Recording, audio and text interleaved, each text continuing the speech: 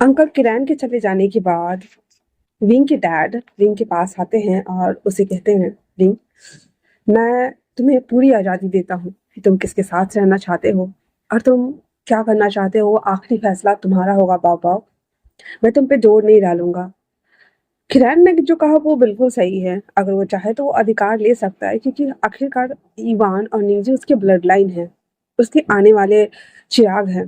तो वो अधिकार जरूर ले सकता है, लेकिन अगर तुम नहीं चाहते हो तो हम इसके लिए लड़ने के लिए तैयार है बाबा। विंग कहता है, जी डैड।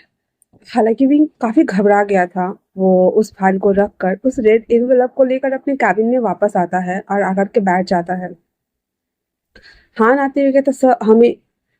उसके हाथ में रेड एनवेलप देख करके कहता है, ये क्या है सर। विंग उसे देखता है और कहता है, जांगचंग को बुला दोगे क्या। हान कहता है, हाँ ठीक है सर। वो बाहर आकर के चांगचंग को कॉल करता है इमरजेंसी में आने के लिए। चांगचंग थोड़ी देर बाद ही वहां आ जाता है और उसे कहता है, तो क्या हुआ। विंग कहता है, आज, और फिर वो बता देता है सब कुछ। एंड देन वो रेड एनवेलप दिखाता है तो चांगचंग कहता है, तो उस पागल के पास दोबारा जाना है। वैसे भी वो सबको काटते फिरता है। हाँ, उस पागल साइको अल्फा से तो भगवान ही बचाए। वैसे जाना क्यों है, छोड़ देना। तुम मुझसे शादी कर ले, मैं कर लूं। इस पे वांग जी सॉरी विंग कहता है, चांगचेंग सीरियस हो जाना। चांगचेंग कहता है, सीरियस होकर ही तो बोल रहा हूँ। हाँ, क्यों जाना तुझे उसके पास, मत जाना। वैसे भी क्या है, उन लोगों ने लगा के रखा है ब्लड लाइन ब्लड लाइन। हम माना कि वो उसके खानदान की बारिश है, पर तेरा क्या, तुम्हारी फीलिंग्स का क्या, तुमने सोचा है कभी। विंग कहता है, गलती मेरी भी तो है, क्योंकि मैंने भी तो कहा था कि ये वन नाइट स्टैंड है, इसे भूल जाओ। उसके बाद वांग जी ने मुझे, गलती हम दोनों की है। यांगचुन कहता है, ठीक है, गलती तुम दोनों की है तो फैसला भी तुम्हारा होगा। वैसे भी मीटिंग में चलना है, चलो। तो बिंग कहता है, मैं क्यों जाऊँ। तो कहता है, साइन करने हैं, क्योंकि डैड ने कहा है तुम्हें आने के लिए। तो कहता है, हाँ। उसके बाद उस कैबिन में फिर से वहां पे वी चांग से आते हैं और आते कहते, विंग अब वक्त आ गया है कि तुम्हें अपने लोगों के सामने तो कम से कम आना चाहिए। 5 मिनट है तुम्हारे पास, कैबिन में सब आओ। इतना बोल वी चांग से वहां से चले जाते हैं। विंग कहता है, मैं अभी आया कोट चेंज करके। विंग उठता है, अंदर जाकर दूसरा कोट वेयर करता है, अच्छा वाला, जो कि उसने इस दिन के लिए अच्छे से रेडी किया हुआ था खुद को। अच्छे से रेडी होकर के आते ही कहता हूँ, गाइस। विंग बीच में एक तरफ हान था, दूसरी तरफ जांगचेंग था, और तीनों आ जाते हैं एक बड़ी सी चेयर होल्डर्स स्टॉक्स मीटिंग्स वाले में। वहां पे सब वी चांग से आकर के बताते हैं कि वी कंपनी का अगला हायर मेरा बेटा बी बुस्यान होने वाला है। हर कोई क्लैपिंग करते हुए उसे देख रहा होता है। विंग, जैसा कि मैंने पहले ही कहा था, ना ही तो अल्फा दिख रहा था, ना ही ओमेगा दिख रहा था। काफी खूबसूरत प्लस हॉट का कॉम्बिनेशन था वो। हर कोई विंग के ऊपर उसकी निगाहें गड़ी हुई थी। हर किसी के मन में सवाल था। इसलिए उसके डैड कहते हैं, मेरा बेटा एक पर्टिकुलर एज तक नहीं आया था, जिसकी वजह से मुझे इसे बस ऑफिस के काम सिखाने पड़े। आज ये पूरी तरीके से सक्षम है ऑफिस चलाने के लिए। इतना बोलकर उसके ऊपर सब कुछ छोड़ देता है। फिर वो विंग को बैठने का इशारा करता है। विंग सबको 90 डिग्री ग्रीड करते हुए बैठ जाता है। अंदर मीटिंग स्टार्ट होती है। विंग, जो कि अपने काम में माहिर हो चुका था, वो धीरे धीरे सबका दिल जीत लेता है। हर सिंगल आदमी के सवालों का जवाब देता है, नए प्लानिंग बनाता है, नए स्ट्रेटेजी के साथ में।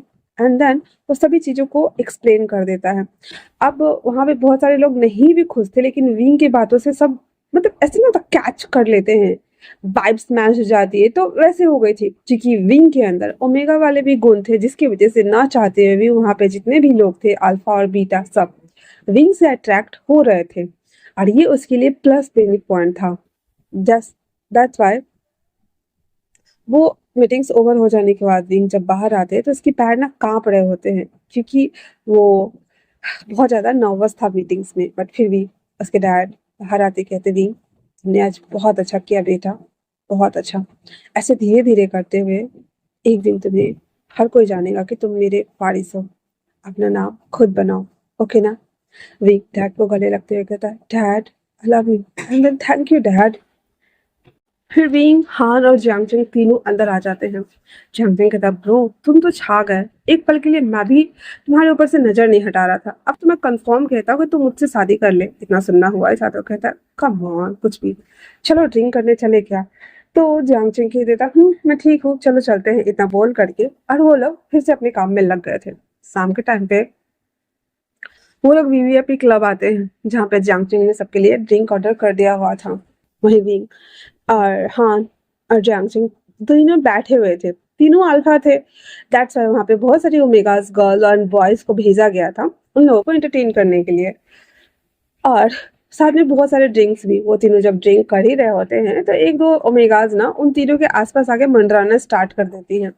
रिंग को मतलब ये सभी चीजें ना अजीब लग रहा था, तो जंगजिंग कहता क्लब में ऐसा ही होता है, ये हमारे एंटरटेनमेंट के लिए, हम कुछ नहीं कर सकते, हम इन्हें बाहों में लेकर उन्हें खिला सकते हैं और प्लेजर फील कर सकते हैं, खुद को भी और इसको भी, बस इतना ही करना होता है। तो विंग कहता है पर करना क्यों है?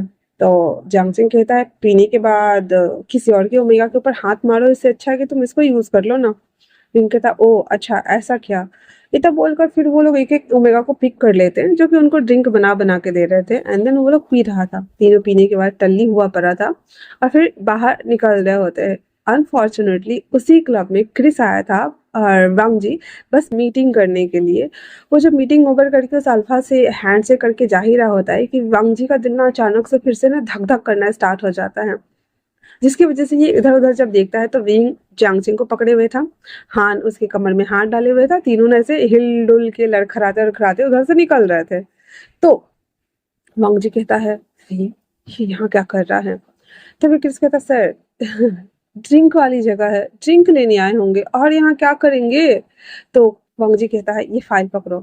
उसके पास आते ही कहता है विंग, विंग कहता है लान वांग जी लान वांग जी यू दुष्ट यू परवर्ट यू केकेपीआई इंसान, तुम्हारी वजह से आज तुम्हारा वो बुड्ढा खड़ूस अंकल मेरे ऑफिस आकर मुझे लेक्चर दे के गया।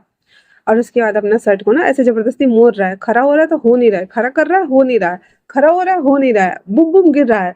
और जियांगचिंग और हान उसको पकड़ रहे हैं और कहता है छोड़ो मुझे, जैसे ही बोलता है छोड़ो मुझे, वो वांग जी के ऊपर बुम से गिरता है। वांग जी से पकड़ते हुए कहता है तुम ठीक हो? ये कहता है मैंने कहा ना छोड़ो मुझे। और वो खड़ा होता है एंड देन ऐसे कूदते हुए से कहता है वो तुम्हारा बुढ़ा घुसट अंकल आकर मुझे बोलता है कि वो मेरे बच्चे को लेके जाएगा, मैं सू कर दूंगा, देख लेना, मैं मार डालूंगा तुम्हें अगर तुमने मेरे बच्चे को हाथ लगाया तो। यू डर्टी ट्रिक्स फेलो, तुम्हें लगता है तुम डर्टी गेम खेलोगे और मैं तुम्हें खेलने दूंगा? तुम मेरे बच्चों को मुझसे दूर करोगे? वो बच्चा रखना का फैसला मैंने किया था, अगर मैं नहीं रखता उसे अबॉर्ट कर देता तो क्या करते? हाँ, उस बच्चे की वजह से मुझे अपना ओमेगा सेंट ग्लैंड को काट के हटाना पड़ा, मैं सिर्फ एक अल्फा बन के रह गया, मैं कभी दोबारा बच्चे पैदा नहीं कर सकता। और वो तुम्हारा बुढ़ा घुसट मुझे बोलता है कि बच्चा ले जाएगा, बच्चे का पेड़ पे उगते हैं, आया। और वो ना कूद कूद के बोल रहा था। वांगजी तो शौक ही हो गया था कि विंग जो ओमेगा का सेंट ग्लैंड था वो मतलब नहीं है, अब वो सच में अल्फा है।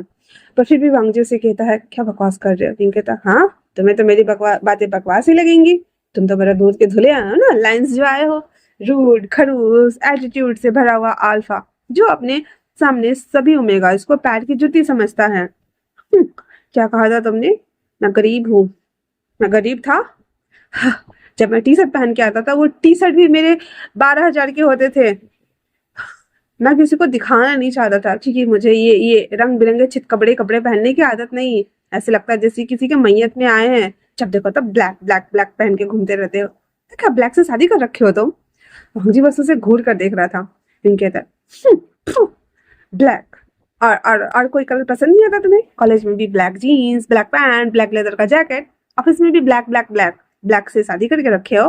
भरा है जोम्बी का दूसरा भाई। हर और क्या बोला मुझे? तुम्हें पता है जियांगजी, इसने मुझे बोला कि मैं कुछ नहीं कर सकता, मैं जिंदगी भर ऐसे ही रह जाऊंगा। आज देखो पूरे चाइना में नंबर 1 जिसे कोई जानता नहीं है, मैं विभूतिया। इतना बोलना हुआ था कि 2-3 अल्फा बाहर निकल के हुए कहता कौन है नंबर 1 बिजनेसमैन? वांग जी फटाक से विंग को अपने सीने में छुपा लेता और कहता है बकवास बंद करो, हम बाद में बात करेंगे इस पे। विंग कहता छोड़ो मुझे छोड़ो। वांग जी अपने फेरोमोन्स ऐसे ना रिलीज करना स्टार्ट करता है। अब हालांकि सेंट ग्लैंड कट गया था तो बाकी सब पे तो वांग जी का असर होने वाला था, लेकिन विंग इमोशनली कहीं ना कहीं तो कोई ना कोई हुक पॉइंट उसका छूटा हुआ था वांग जी से, जिस वजह से उसके ऊपर भी असर तो हो रहा था लेकिन अलग वे में हो रहा था। ठीक है, तब मैंने कहा छोड़ो मुझे यू केकेपीआई इंसान, हाँ, बड़ा है मुझे गरीब बोलने वाला, इतना बोल करके उसको पीटे जा रहा था। वांग जी कहता है तुम सब लोग चलो, मैं इसे लेकर आता हूँ। इतना बोल वांग जी विंग को गोद में उठाता है और कहता है नशे में भी शांत नहीं रह सकता, पटर पटर बोले जा रहा है, हाँ क्रॉच कहीं का। और इतना बोल करके वो उसको अपनी कार में बिठा देता है। अब जियांग सिंह और हान कहते सर कहाँ रह गए। जियांग सिंह कहता छोड़ो छोड़ो, उसका वो खरूस अल्फा मिल गया है, वो उसको जब तक पकाएगा नहीं वो छोड़ेगा तुमको लगता है। हाँ छोड़ देगा, वैसे भी थोड़ा देर उसको छोड़ दो, सब कुछ अच्छा हो जाएगा, क्योंकि वो उसके दिल से निकला नहीं है। भले वो कितना गुस्सा कर ले कुछ भी कर ले, पर उसके दिल में है तो अभी भी। हाँ, ना जाने किस बात का दुश्मनी पाल के बैठा है। चलो हम चलते हैं। और वो बोलता है ड्राइवर को, हान को चिंता हो रही थी इसलिए कहता मैं नहीं जाऊंगा, मैं यही रहूंगा। शमसिंग कहता अच्छा ऐसी तुम्हारी मर्जी, मैं बैठता हूँ, जब हो जाए तो आ जाना। एक ही कार से आए थे, दट से वो कार के अंदर जाके बैठ गया था। तभी क्रिस उधर ना आके खड़ा था, तो हान उसके पास जाते हुए कहता है सर कहाँ है। क्रिस कहते हैं आधा पौन घंटा वेट करना होगा, वो दोनों बातें कर रहे हैं और हमारे पास कोई ऑप्शन नहीं है। तो हान कहता है क्या मुझे भी वेट करना होगा।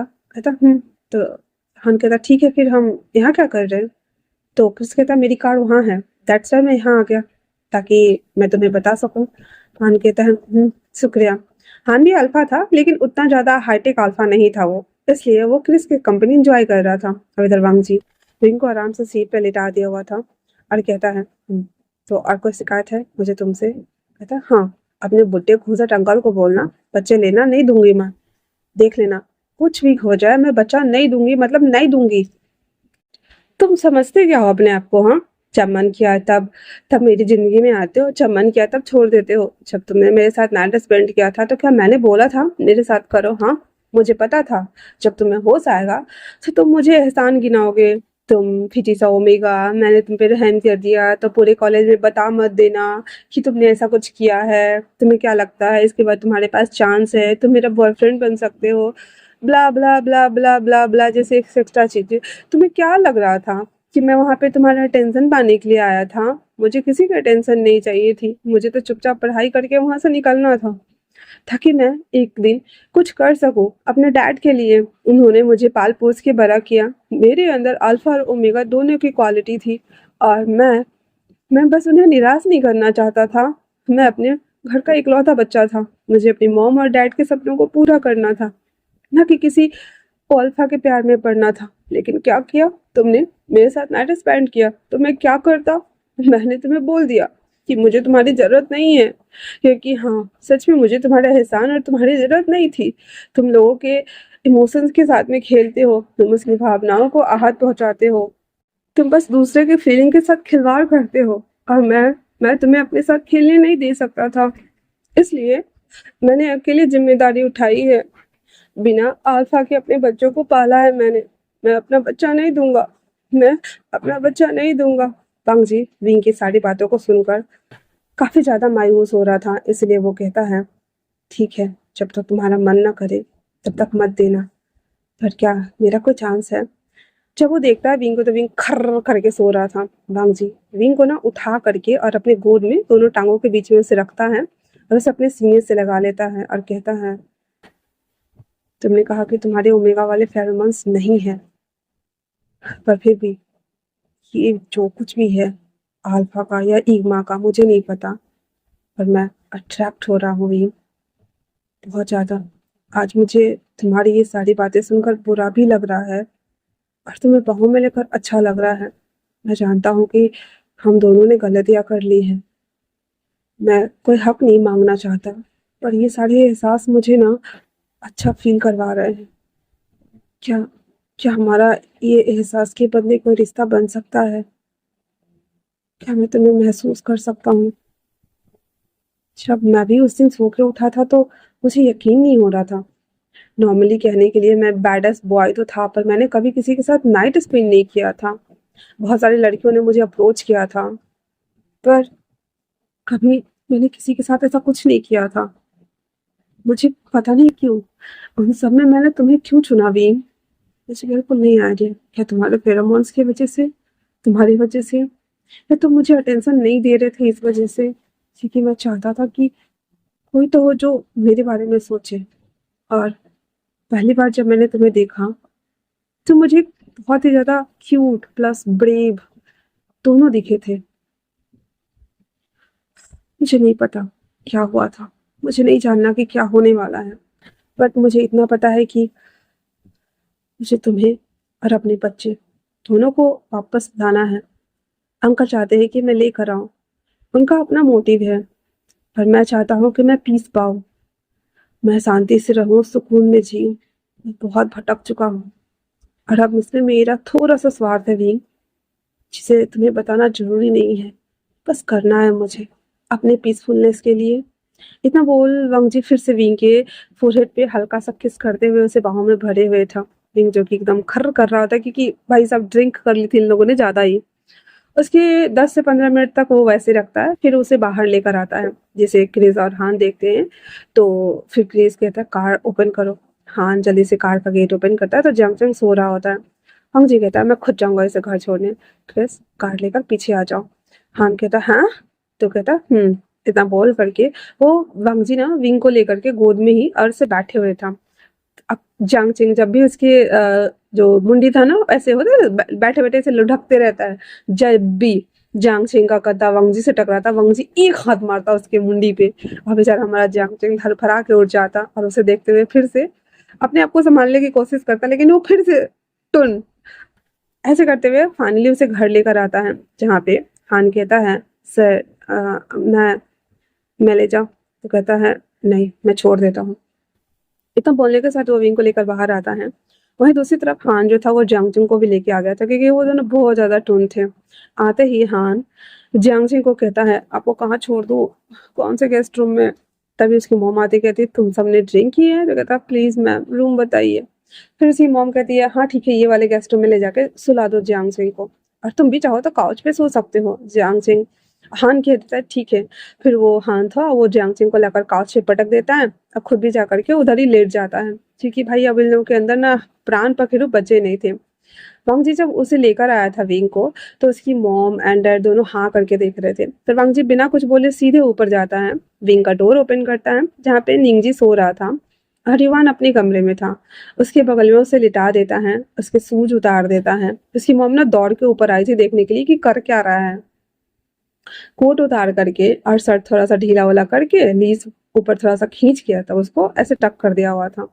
फिर वो उसे देखता है, लाइट्स को थोड़ा सा डिम करके बाहर आ जाता है। आते ही कहता है मैम मैंने उसे अच्छे से सुला दिया है। वो नीचे आते ही उसके डैड को ग्रीट करता है एंड देन जा रहा होता है तो भी चांग से कहते ठहरो, दिन में तुम्हारा अंकल आकर हमें धमका कर जाता है और रात में तुम ये सब क्या कर रहे हो। जी कहता है मुझे नहीं पता अंकल ने आपसे क्या कहा, पर मैं ऐसा कुछ नहीं चाहता जब तक कि विंग रेडी ना हो जाए। Sir please. और ये तीनों टल्ली हो गए थे तो मैं वहाँ काम से आया हुआ था तो मैंने बस छोड़ा इन लोगों को, ज्यादा कुछ माइंड मत कीजिएगा। इतना बोल वांगजी ने वहां से चला जाता है। बाहर अपनी कार में बैठते ही वांगजी अपने हाथों को और अपने शर्ट को ना स्नीफ कर रहा था। क्रिस देख पा रहा था कि वांगजी ना खुश है, इसलिए कहता है आपको अच्छा लग रहा है सर।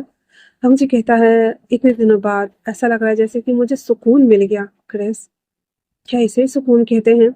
क्रिस कहता है शायद से इसे ही कहते हैं सर, क्योंकि जब आपके पास आपका पार्टनर हो तब आपको सुकून ही मिलता है।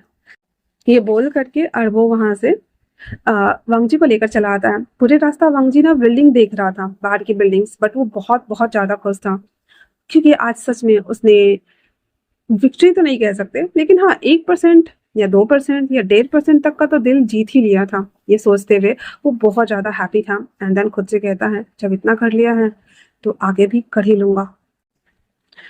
सुबह मॉर्निंग में जब विंग की नींद खुलती है उसे न रात वाला थोड़ा थोड़ा करके याद था। विंग उठकर पिलो लेकर बैठ जाता है, बगल में सोए निंग जी को देख रहा होता है और कहता है तुम्हें पता है रात को तुम्हारे डैड मिले थे मुझे। मुझे नहीं पता कि मैंने क्या बकवास बातें करी हैं, बट ऐसा लगता है जैसे कि मैंने कुछ तो किया है। बाबा क्या आप अपने डैड के साथ रहना चाहते हैं? क्या मैं आपके लिए इनफ नहीं हूँ? ये बोलकर वो उसे देख रहा होता है क्योंकि उसे पता है उसके बच्चे कभी भी डिमांड नहीं करेंगे, पर एक बच्चे को उसका पिता भी चाहिए होता है। जब वो वॉशरूम चला जाता है, जब वो उतर के आता है तो युवान ना निंजी को ना जगाने की कोशिश कर रहा था। तो विंग आते हुए कहता क्या कर रहे हो। युवान कहता है मैं अपने प्यारे से भाई को उठा रहा हूँ, ये उठ नहीं रहा है। निंजी कहता है मम्मा मुझे थोड़ा और सोना है।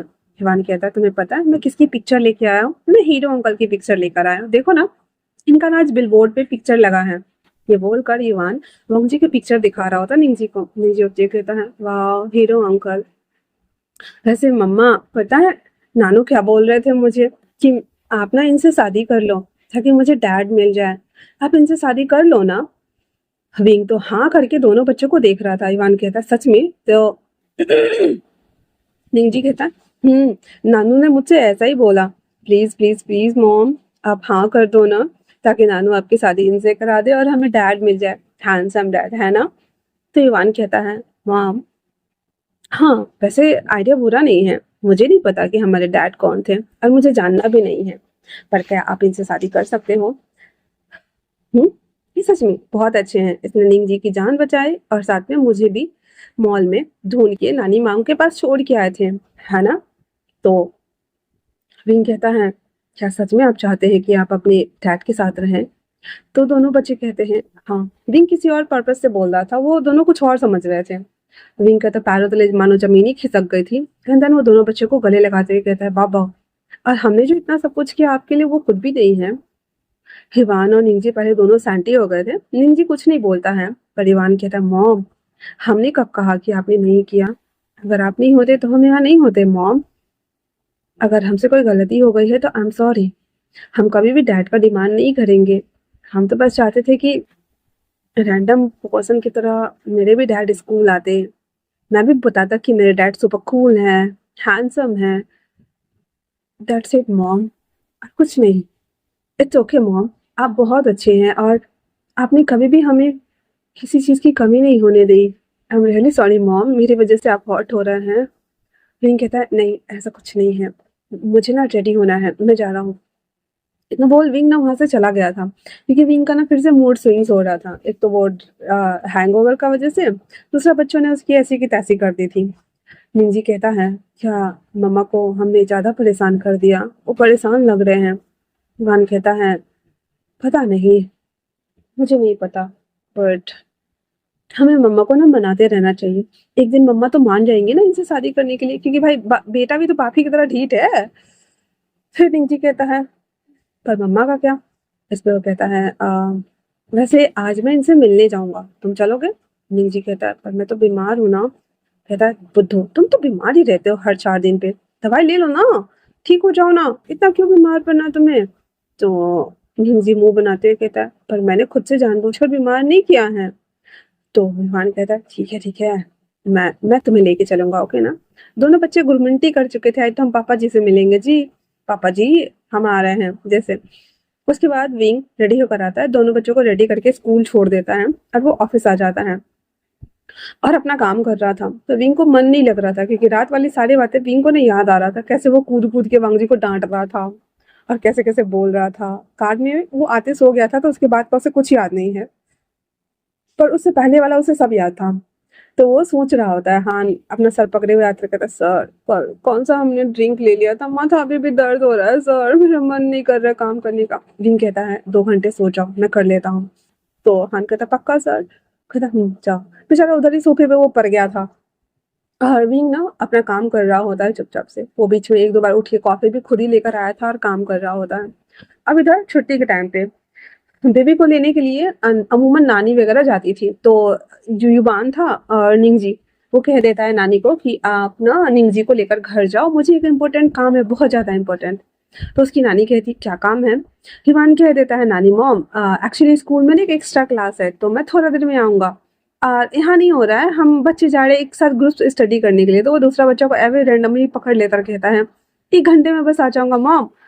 तो उसकी नानी मोम उस बच्चे से पूछती क्या सच में? युवान उन सारे बच्चों को ना डरा के रखता था अपने पापा की तरह, ये भी बैड ऐसी बॉय था, अच्छा बच्चा था लेकिन थोड़ा सा होता है ना आ जाते पापा वाले गुण, तो डरा के रखता था, इसलिए वो बच्चा डर के मारे हाँ बोल देता है। युवान के लिए ये एक बेनिफिट हो गया था। उसकी नानी कहती है ठीक है कार साथ में ले जाओ। तो कहता है जब मैं जा ही रहा हूँ तो मैं निंगजी को भी ले जाता हूँ, ओके? और इतना बोलकर दोनों बैग पकड़ा देता है नानी को और वो दोनों उस कार में बैठ जाते हैं। उसकी नानी मोम कहती है आजकल के बच्चे भी ना। उसके साथ थोड़ी दूर जाने के बाद वो सारे बच्चे को उसमें से उतार देता है और कहता निकलो सबके सब। भाई युवान बोले और सारे बच्चे ना माने, ऐसा हो ही नहीं सकता, सारे बच्चे उतर गए थे, हालांकि सबको आधा रास्ता लेके आया था वो। उसके बाद वो कार आती है लैंड कॉर्पोरेशन। वो रिसेप्शन के पास आते हुए कहता है मुझे मिस्टर लैन वांगजी से मिलना है। ये सुनकर रिसेप्शनिस्ट कहते हैं और आप क्यों मिलना चाहते हैं? तो वो कहता है क्योंकि लैन वांगजी मेरे डैड हैं। इतना सुनना हुआ ही था तो भाई साहब कुछ लोग ना हाँ करके देख रहे थे उन लोगों को। अनफॉर्चुनेटली उस समय सीचन और लेले वहां से निकल रहे होते हैं। तो वो आते ही उन दोनों बच्चों को देखता है और कहता है लिटिल गेट्स आप दोनों कौन हैं? इतना सुनना हुआ ही था तो वो दोनों उधर मुड़ते हैं। जैसे ही युवान को सीचन देखता है उसके पास बैठ जाता है और उसके बालों को ठीक करते हुए कहता है पापा क्योंकि हमारा युवान ना वांगजी की तरह दिख रहा था। दैट्स व्हाई कहता है इसलिए अंकल ने कहा कि ये हमारा ब्लड लाइन है। वाकई में वैसे क्या तुम यहाँ डैड से मिलने आए हो? तो युवान कहता है सही कहा आपने। कहता मैं नहीं चल सकता हूँ पर मुझे बदले में क्या मिलेगा? इतना सुनना हुआ ही था तो कहता है आपको बदले में क्या चाहिए? तो सीचन कहते हैं मुझे बदले में 2 प्यारे प्यारे किसी चाहिए और अगर नेक्स्ट टाइम आओगे तो मेरे लिए चॉकलेट लेकर आना। तो कहता है मैंने जहाँ तक सुना है कि बड़े ना चॉकलेट नहीं खाते हैं। इतना सुनना हुआ ही था तो वो कहता है बड़े चॉकलेट नहीं खाते होंगे पर बड़े पापा तो चॉकलेट खाते हैं ना। इतना सुनना हुआ ही था तो वो कहता है हाँ सही कहा। तो फिर मैं आपको नेक्स्ट टाइम लेकर के जरूर आऊंगा। और इतना बोल करके और वो एक दूसरे को देख रहे होते हैं। फिर हमारा सचिन कहता है ये रहा तुम्हारा डैड कैबिन। इतना बोलकर उसे वहां से उतार देता है। इवान और निंजे अंदर जा रहे होते हैं। फिर वो रुक जाते हैं और सीजन अभी भी खड़ा था। फिर इवान पलट कर आकर कहता है बड़े पापा नीचे बैठ जाइए। तो हमारा जो यंग सीजन है वो नीचे बैठ जाते हैं और युवान दोनों गाल में पिक किस ले लेता है। जिसके बाद भाई साहब सीजन का भी ना मतलब ये होता है ना बच्चे वाले ओ माय गॉड सच में। तो कहता है थैंक यू बड़े पापा। सीजन उसका दिल में एकदम बन गया था। दिन भी बन गया था दिल भी भरा आया था। कहता है थैंक यू सो मच जल्दी घर आना लिटिल पापा। ये बोल करके वो वहां पे सेंटी होके खड़ा था। लिली कहता ओ सर ये कितना क्यूट लग रहा है। तो सीजन कहता है पता है तुम्हें? वापस मुड़ जाते वो लोग जा रहे होते हैं। हाँ, ये अल्फा जो है ये बिल्कुल मेरे भाई की तरह लग रहा है। हाँ मेरा भाई भी जब छोटा था तो ऐसा ही था क्यूट चबी सा बदमाश सा। ये तो फिर भी कम है पर मेरा वांगजी तो काफी ज्यादा बदमाश था। हाँ आज इसने मुझे बचपन की याद दिला दी। ये बोल करके सीचन वहां से चला जाता है। दोनों बच्चे डोर ओपन करने ही अंदर आते हैं तो वांगजी कहता क्रेज। फिर वहां पे उन दोनों बच्चों को देख करके वांगजी अपनी सीट से उठकर आ जाता है। कहता तुम लोग यहाँ क्या कर रहे हो? विवान कहता है बहुत मुश्किल से अपनी ग्रैंड नानी मोम से मैं झूठ बोल कर आया हूँ कि मैं अपने फ्रेंड के साथ ग्रुप स्टडी करने के लिए जा रहा हूँ। हमारे पास 40 मिनट है तो हम बात कर सकते हैं। और युवान ने एकदम डील वाली तरह से बात करा जैसे डील करने नहीं आते लोग चलो बैठो क्लियर करके जाऊंगा मैं। कितने पैसे लोगे? हाँ इतने लोगे अच्छा ठीक है ये ले लो। ऐसे बात कर रहा था वो।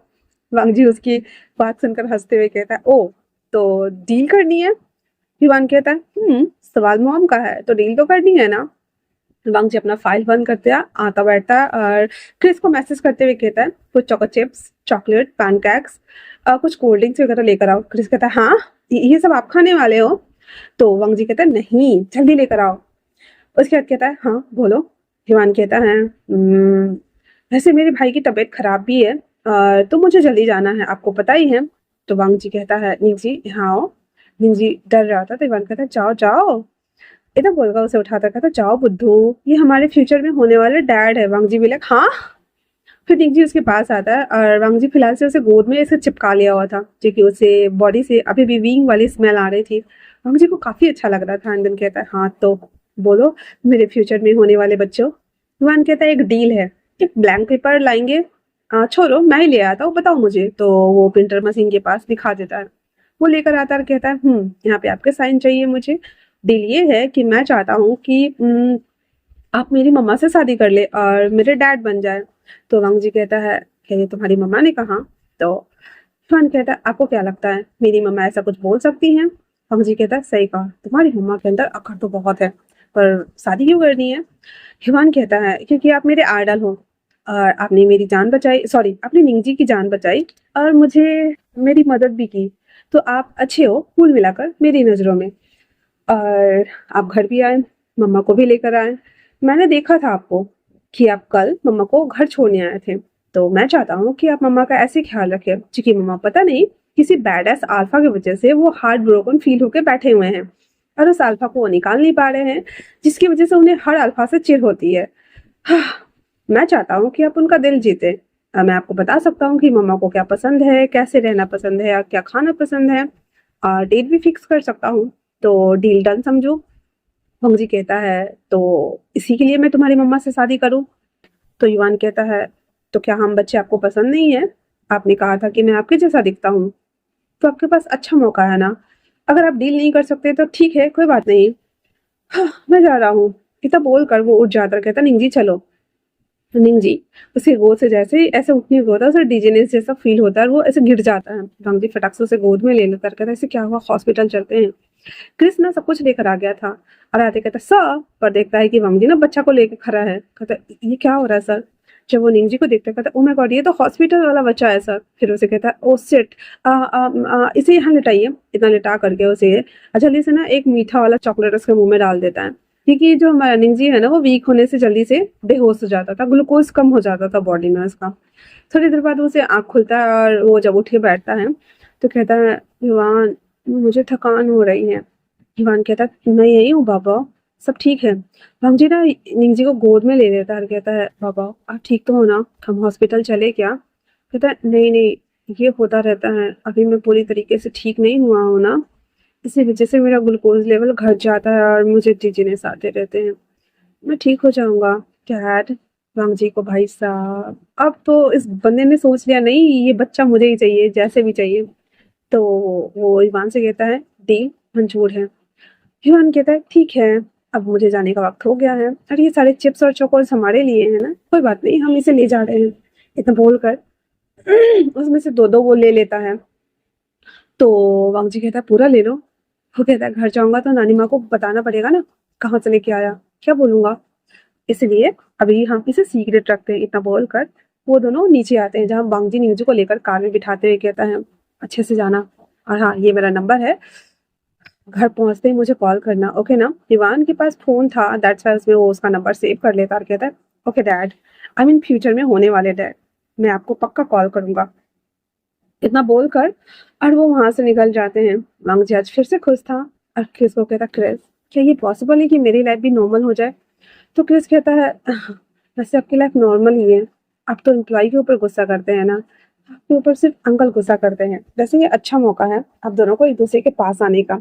ये बोलते हुए वो दोनों ऊपर आते हैं, और आने के साथ ही जैसे अपने कैबिन में जाते हैं, वहां पे सीजन बैठे हुए थे और आते कहता तो फ्यूचर में होने वाला डैड अपने बड़े पापा को नहीं, आई मीन कि उसके बड़े पापा को नहीं बताओगे ये बच्चे कैसे आए? तो वांगजी कहता है आपको तो पता ही है। वो कहता है हाँ फिर भी मैं सुनना चाहता हूँ, क्योंकि वो बच्चा मुझे तुम्हारी याद दिला रहा था। वांगजी तुम जानते हो ना? वांगजी कहता है हिवान मेरी तरह दिखता है। वो कहता हिवान और दूसरे का? कहता नहीं जी। कहता ठीक है फिर हम पार्टी रखते हैं। वांगजी कहता है पार्टी? कहता तुम बुद्धू हो, हम पार्टी रखेंगे और हम भी फैमिली को इनवाइट करेंगे, अब वो आएंगे तो उसके साथ वो भी आएगा, आएगा ही आएगा और बच्चे भी आएंगे। इतना सुनना हुआ ही था। तो कहता है पर हम पार्टी किस खुशी में रखें? वांगजी के सीजन कहते हैं हम 70% डील एक्स्ट्रा कमाए हैं ना इस साल, तो हम इस खुशी में दे रहे हैं, दैट्स इट, वर्कर के लिए, है ना। वांगजी कहता है या वर्कर्स के लिए, तो क्या एम्प्लॉयज भी होंगे? कहता है कुछ गिने चुने एम्प्लॉयज के लिए अलग से वेन्यू में पार्टी दी जाएगी और हमारे लिए अलग से होंगी। अब बहाना तो सॉलिड चाहिए ना। वांगजी कहता है हाँ ये भी अच्छा है। इतना बोलकर कहता है ठीक है। सीजन कहता है रहने दो, तुम खुश हो जाओ, क्योंकि तुम इतने टाइम बाद थोड़े से नॉर्मल लग रहे हो मुझे, मैं अरेंज कर लेता हूँ वांगजी। और इतना बोल वो गले लगते हुए कहता है I am proud of you bro, मुझे यकीन नहीं हो रहा कि तुम बाप बन चुके हो, वो भी दो दो बच्चे के, और अब इतने क्यूट बच्चे के। वांगजी कहता है मुझे भी यकीन नहीं होता कभी कभी। वैसे आपको बुरा तो नहीं लग रहा? सीजन कहता है बुरा लग रहा है ना, भयंकर लग रहा है, दोनों को घर लेके आओ। तो मुझे कहता आपको पता है ना वो वी हायर है? तो कहता हाँ तो उससे क्या, हम कौन सा उसे कैद करके रख रहे हैं, वो वी हायर है तो वो खुद चला ले अपना हायर, पर हमारे बच्चों को घर तो लेके आए, हमारा भी हक बनता है भाई। इतना बोलकर उसे गले लगाए हुए था। मुझे कहता है ठीक कहा आपने, इतना बोल करके, और वो उसे वो लोग ऐसे पार्टी वगैरह ना, मतलब पहले सोच लेते कि क्या क्या करना है, फिर क्रिस और लेले मिलकर चले जाते हैं पूरा सेट करने के लिए वेन्यू। दो वेन्यू को सिलेक्ट करा गया था। एक में जहाँ पे नॉर्मल एम्प्लॉयज के लिए सबको वो बोल दिया गया था कि आज आप लोग का पार्टी है, आप सब लोग आ जाइएगा, एक कैजुअल ड्रेस कोड दे करके।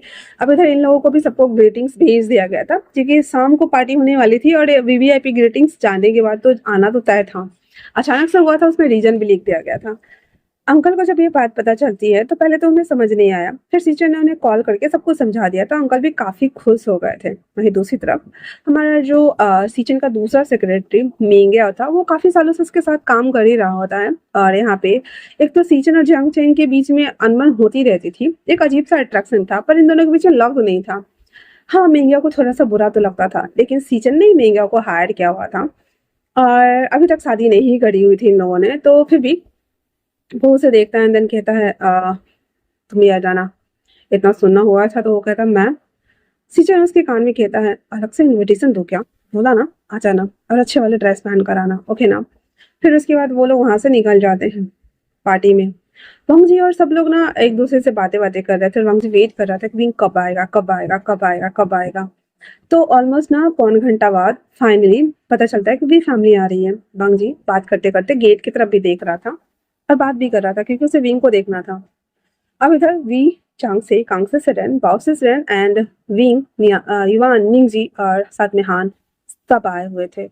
आते ही सबसे पहले तो वो अंकल किरण को न चाहते हुए भी कंग्रेचुलेशंस विश करते हैं एंड देन फिर उन लोगों से बात करने लगते हैं। उसकी मॉम भी, वहाँ पे बहुत सारी लेडीज थी, उन लोगों से बात करने चली गई हुई थी।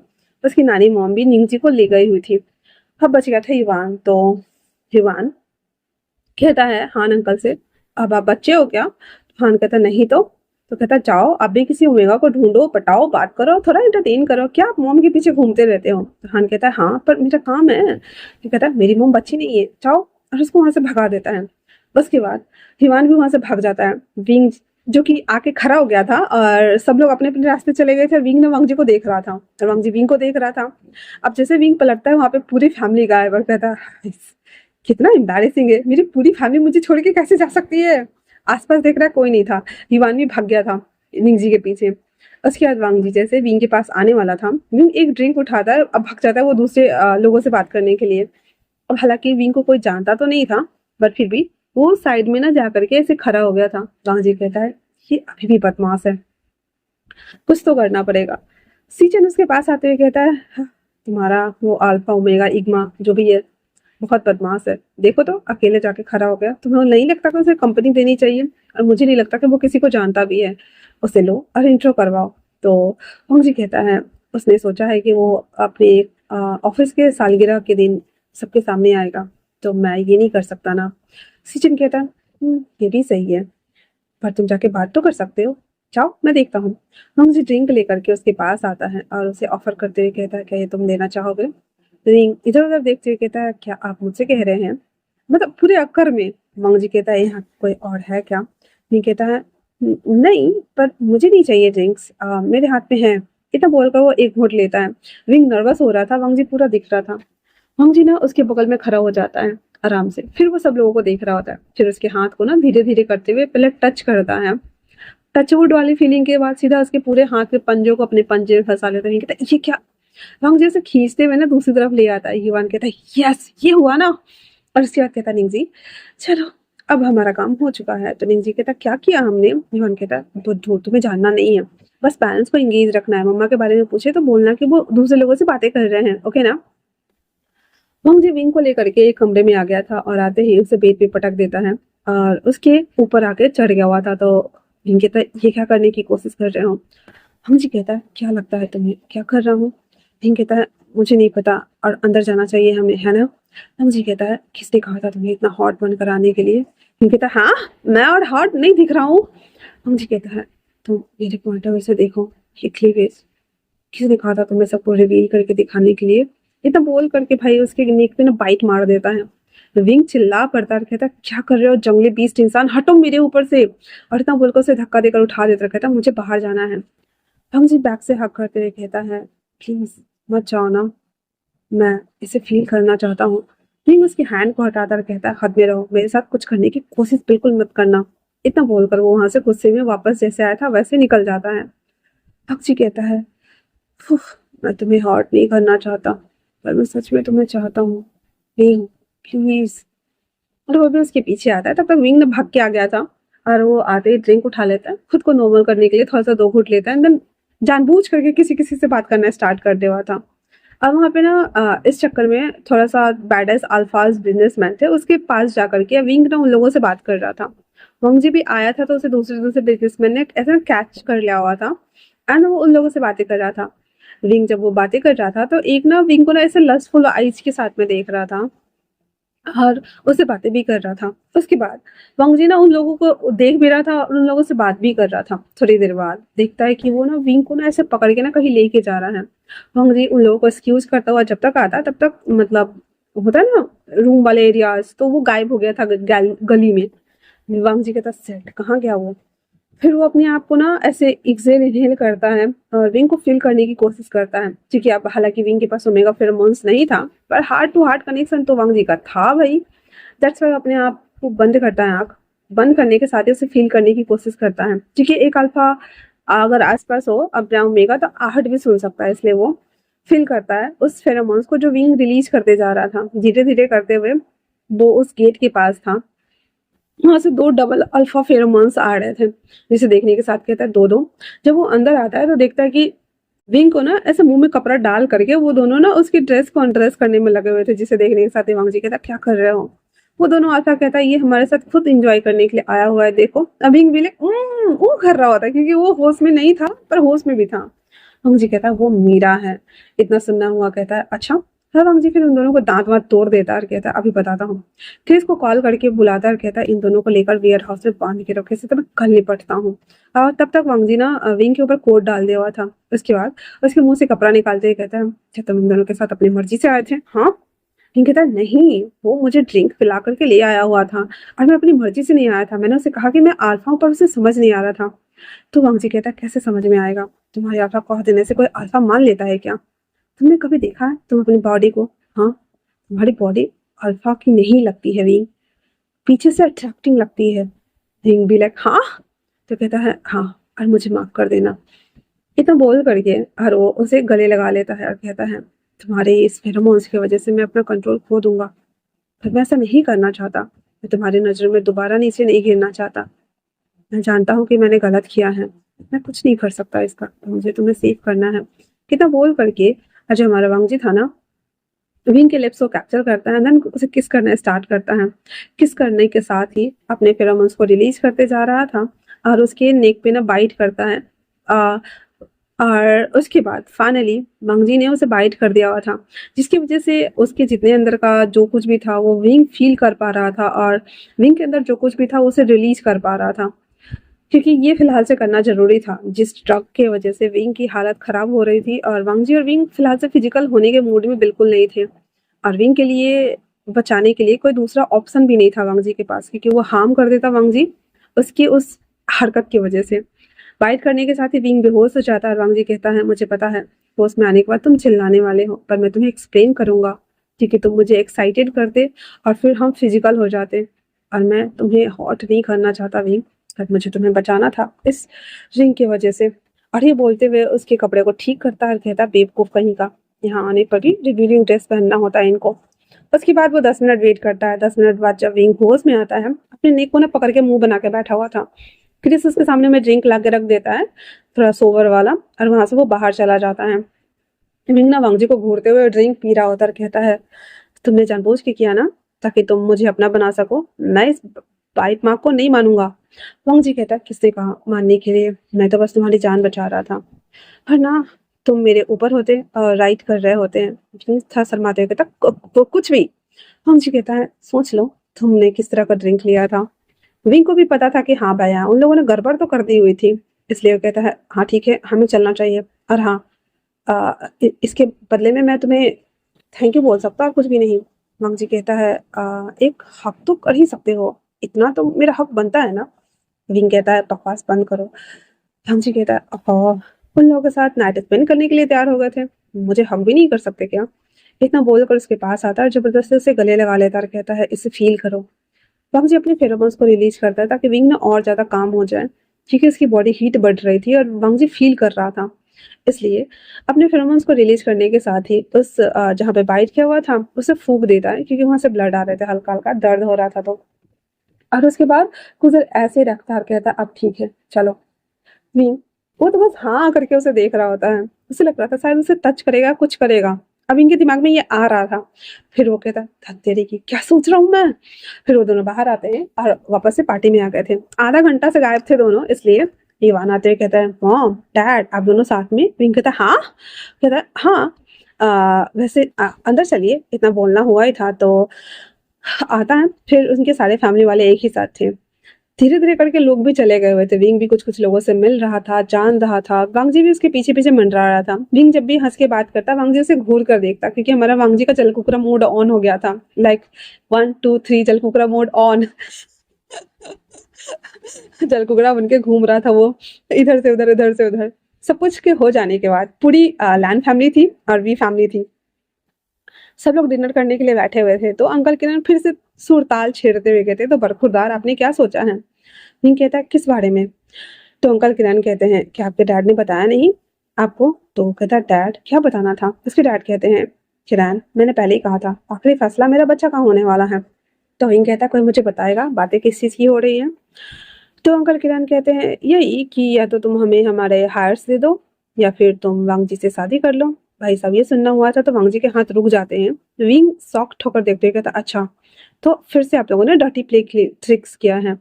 इतना सुनना हुआ था तो युवान कहता मॉम हम भी यही चाहते हैं कि आप हमारे डैड से शादी कर लो। तो विंग कहता तुम्हें पता है ये कौन है। वो कहता है हाँ ये मेरे डैड है, आपने तो बताया था ना। विंग कहता है नहीं ये वही शख्स है जिन्होंने जिन्होंने तुम्हें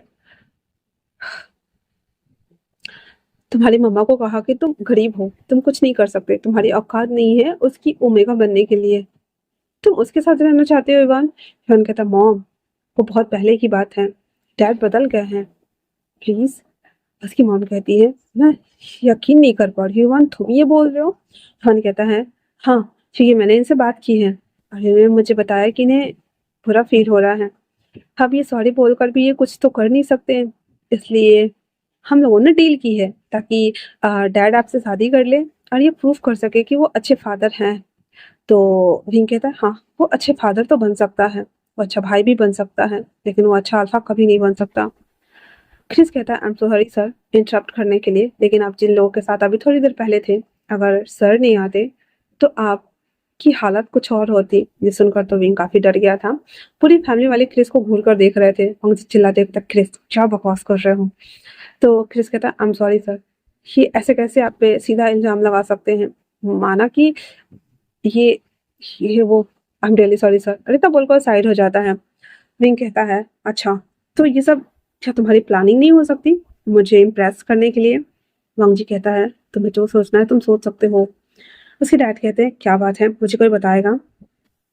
वांगजी और विंग कुछ भी नहीं बोल रहा था। एंड देन क्रिस कहता है थोड़ी देर पहले, और वो दोनों बिजनेसमैन का नाम लेते हुए कहता है वो विंग सर को अपने साथ लेके गए थे और उन्होंने उन्हें ड्रग भी दे दिया हुआ था, जिसके बाद सर ने उन्हें बचाया था और उन्हें लगता है कि ये हमारी प्लानिंग है। ये सोचते हुए अंकल किरण कहते हैं चांग से तुम्हारा बेटा सठिया गया है सच में, उसे इलाज करवाओ, उसका दिमाग काम करना बंद कर चुका है क्या। हाँ तो हम अपनी ही पार्टी में ऐसा हरकतें करेंगे और तुम्हें लगता है कि वांगजी ऐसी चीजें करेगा। अगर ऐसा करना होता तो वो किसी ना किसी ओमेगा से शादी करके सेटल हो चुका होता। ये सारी चीप हरकतें बिल्कुल नहीं करता। विंग कहता ओके फाइन, तो फैसला मुझे लेना है ना, मुझे इससे शादी नहीं करनी। इतना बोलकर जैसे उठता है तो वांगजी कहता क्यों क्या प्रॉब्लम है, क्या मैंने तुम्हें कभी हार्म किया है। हाँ माना कि मैंने तुम्हें कहा था, गुस्से में कहा था, क्योंकि उस वक्त मुझे समझ नहीं आ रहा था कि मुझे कैसे रिएक्ट करना है। मुझे बिल्कुल नहीं पता था। मैं बस मुझे नहीं पता कि मैंने ऐसा क्यों किया। पर हाँ मैं मैं अभी चाहता हूँ, क्या तुम मुझे माफ नहीं कर सकते। इतना सुनना हुआ था तो विंग कहता नहीं। शिवान और निंजी दोनों खड़े हो गए थे, कहते हैं मॉम डैड प्लीज आप शांत हो जाइए। और मॉम हम चाहते हैं कि हमारे डैड बने। विंग कहता मेरी फीलिंग्स का क्या, कोई मेरे बारे में क्यों नहीं सोच रहा है। शिवान कहता है मॉम हम आपकी फीलिंग्स के बारे में ही सोचते हैं, क्योंकि हमें पता है आप बहुत परेशान हैं। आप भी चाहते हैं कि आपको कोई केयर करे, प्यार करे, जब भी नानू आप पे स्ट्रिक्ट होते हैं, आप ऊपर आते हैं तो आप आप रोते हैं, आप खुद को अकेला फ़ील करते हैं, निंजी से बातें करते हैं, उस डायरी में लिखते हैं। मैंने वो पूरी डायरी पढ़ी है मॉम। मुझे पता है कि आप अकेला और लोनलीनेस फ़ील करते हैं। आप क्यों दिखा रहे हैं कि आप ब्रेव अल्फा हैं? आप ऑलरेडी बहुत ब्रेव हैं मम्मा। प्लीज़ मान जाइए ना, प्लीज़ मान जाइए। विंग, जिसके हाथ मुट्ठी बंधे हुए थे, वो इमोशनल होता जा रहा था और वो फप से रो पड़ता और कहता है, क्यों? क्यों कर रहे हो सब लोग ऐसा? डैड ने कहा, मुझे अच्छा अच्छा बच्चा बनना है। मैंने डैड की बात मानी और मैंने अपनी रिस्पॉन्सिबिलिटी ली। और आज आप लोग बाबा, कल को ये अल्फा भी मुझ पे रूल करते हुए कहेगा, ये मत करो, वो मत करो, ऐसा मत करो। मैं अल्फा बनकर भी क्यों ऐसी लाइफ जी रहा हूँ? इतना बोल करके वो नीचे बैठ गया था, रोने लगा था। सब लोग खड़े हो गए थे, लेकिन वांगजी उसके पास आते हुए उसे गले लगा लेता है और उसे कहता है, तुम्हें जितना चाहे रो सकते हो, जब मन हल्का हो जाए तो मुझसे बात कर लेना। कहीं न कहीं मैं ज़िम्मेदार हूँ, क्योंकि मेरी वज़ह से कॉलेज में ऐसा तुम्हारे साथ हुआ भी। एक्चुअली में देखा जाए तो मैं नहीं चाहता था कि कोई भी ओमेगा या बीटा मेरे आस-पास भटके, क्योंकि घर में भी मेरे साथ कुछ ऐसा ही होता था, जहाँ पे मुझे एक ऐसे हमसफ़र और हमराह की तलाश थी जो मुझे समझे। मैं तुम्हारी तरफ अट्रैक्ट तो हो रहा था, लेकिन मेरे अंदर डर था कि पता नहीं मैं सक्सेस होऊँगा या नहीं। मुझे खुद पर यकीन नहीं था। और जब उस दिन तुमने मुझे ऐसे ही छोड़ के चले आए, तो मेरे दिमाग में फिर से बैठ गया कि ओमेगास बस चालबाज़ होते हैं और वो फीलिंग्स के साथ में खेलते हैं। That's it. मेरी गलती है, मुझे माफ़ कर दो, प्लीज़। वे उसे रोते हुए कहता है, महान बनने की ज़रूरत नहीं है। एक दूसरे को देख ही रहे होते तभी उसके डैड कहते हैं, नहीं, मैंने पहले भी कहा है, आखिरी फैसला तुम्हारा होगा। अगर तुम चाहो तो हाँ कह सकते हो, नहीं तो कोई ज़रूरत नहीं है। इतना बोल करके और कहते हैं, चलो हम लोग चलते हैं। ईवान और निंजी को लेके जा रहे थे तो ईवान कहता है, मॉम मुझे डैड के साथ रहना है, प्लीज़। निंजी भी कहता है, मुझे भी। तो उसकी नानी मॉम कहती है, अरे अरे बाबा, हम यहाँ हैं तो हम नहीं रह सकते क्या? तो ईवान और निंजी कहता है, हाँ, मैं 3 में वी मैंसन में रहूँगा और रात को मैं लैन मैंसन आ जाऊँगा, क्योंकि रात को यहाँ पे सब मिलेंगे ना, क्योंकि सारे बिजनेसमैन हैं और घर में तो कोई होगा नहीं। इसलिए आप उसकी चिंता मत कीजिए ना नानी मॉम कि कौन कहाँ रहेगा, पहले ये तो सेटल कर ले हम। तो कहते, हाँ वैसे आइडिया बुरा नहीं है, तुम दोनों फिर से शादी कर सकते हो, क्योंकि तुम दोनों टूटे हुए हो, हारे हुए हो और एक दूसरे को पूरा कर सकते हो। बाबा, माना कि तुम्हारे डैड ने तुम्हें बहुत अच्छी परवरिश दी है, पर इस बार अपनी दिल की सुनो कि तुम्हारा दिल क्या कहता है बाबा। उसकी मॉम भी उसके पास आते हुए कहती, नानी मॉम सही कह रही है वीन, जल्दी नहीं है, आराम से सोच के बता देना, ओके ना? इतना बोल करके सब लोग वहाँ से चले जाते हैं। तो ईवान कहता है, क्या मैं आज रात यहाँ रुक सकता हूँ? तो उसकी नानी मॉम कह देती, ठीक है। फिर वो निंजी को लेकर जा रहे थे और विंग भी जाने ही वाला था। मुझे कहता है, मुझे तुमसे बात करनी है, प्लीज़। विंग कहता, अब क्या बात करनी है? सारी बातें तो हो चुकी है ना? तो भांग जी कहता है, बस 2 मिनट। इतना बोलकर उसको खींचे-खींचे ना दूसरे कमरे में लेकर आता है। डोर बंद करते, डोर पे पिन करते हुए कहता है, अब जो मैं करने वाला हूँ, मुझे पता है कि तुम शायद मुझे थप्पड़ मारोगे, पर एक बार फ़ील करो, ओके ना? इतना बोल करके वांग जी का हाथ ना धीरे-धीरे विंग की बॉडी के ऊपर चल रहा था। अभी जस्ट बाइट किया था, वांग जी के लिए बेनिफिट था। और उसे पता था कि विंग ऐसा रिएक्ट करेगा। वो बस चाहता था कि विंग किसी भी तरीके से हाँ बोल दे। तो विंग कहता है, ये क्या कर रहे हो? वांग जी कहता है, अगर मेरे छूने से तुम्हारे अंदर कोई सेंसेशन नहीं आया और तुमने मना कर दिया, तो मैं दोबारा तुम्हें हाथ नहीं लगाऊँगा।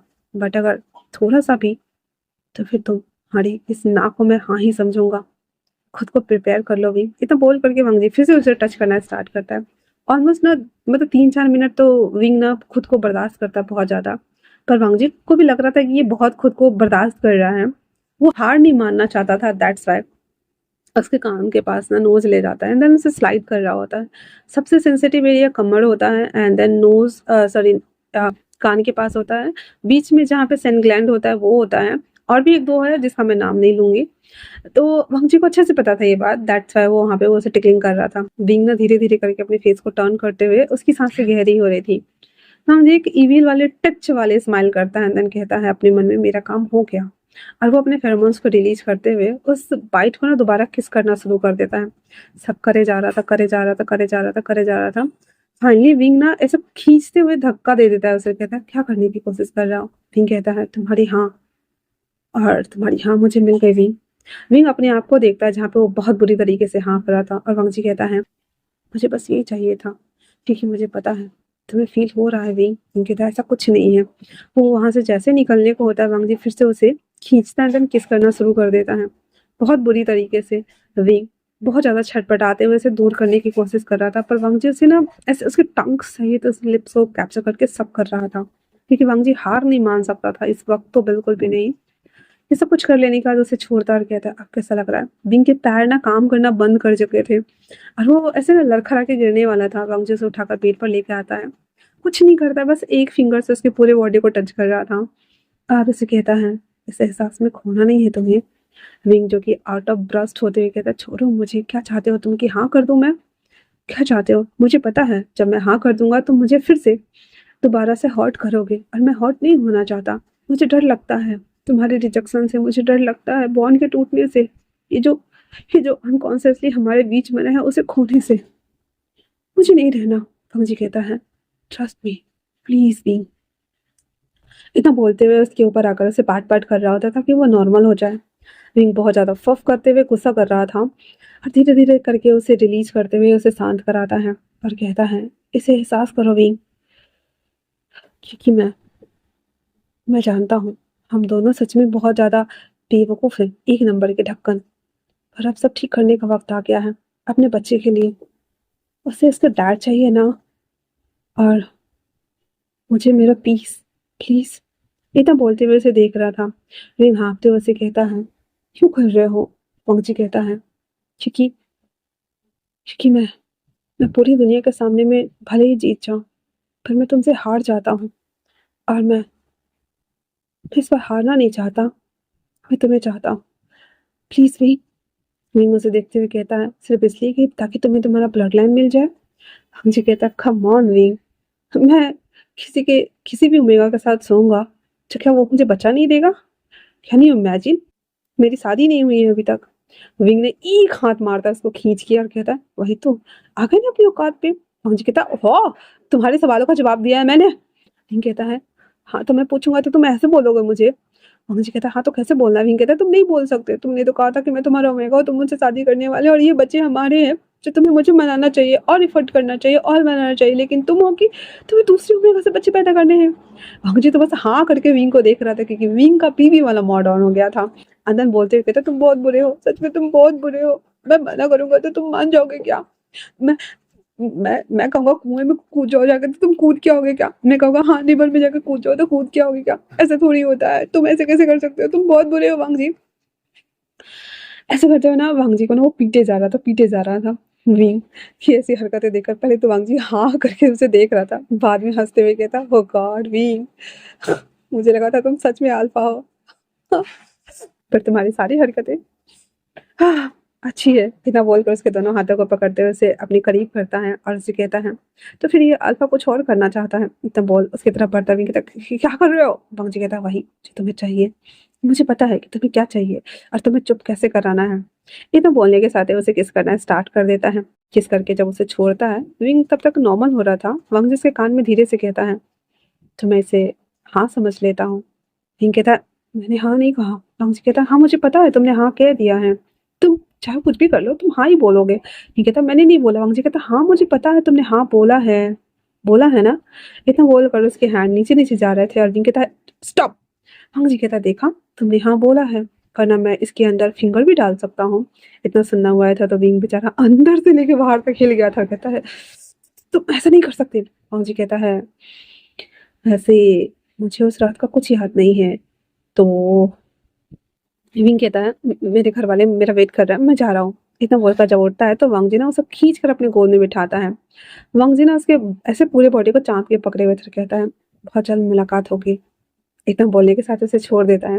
वांग जी हंस रहा होता है, कहता है तो शादी का डेट फिक्स करें? विंग कहता मैंने हाँ नहीं बोला है। वांग जी कहता ठीक है मैं बुलवा लूंगा। विंग वहां से अपने आप को संभालते हुए जैसे ही बाहर आता है, उसके पैर ना ऐसे लड़खड़ा रहे होते, कहते हैं गॉड मेरे पैर काम क्यों नहीं कर रहे हैं। फिर वो अपने आप को ठीक ठाक करते हुए बाहर आता है, जहाँ पे निंगजी उसके गोद में चढ़ते हुए कहता है कि आपने डैड को हाँ बोल दिया। विंग कुछ भी नहीं बोलता है, कान में बैठ जाता है। अब इधर वांगजी आते हुए कहता है अंकल शादी की तैयारियां कर लीजिए। ठीक है, वो मान चुका है। अब इधर जब विंग घर आता है तो उसके मॉम डैड उसे कहते हैं विंग तुमने क्या कहा। विंग को भी पता है वांगजी बहुत जिद्दी है, दैट्स व्हाई कहता है मुझे नहीं पता, मैंने उसे कुछ नहीं कहा। तभी वो कहता है ठीक है तुम सोच लो।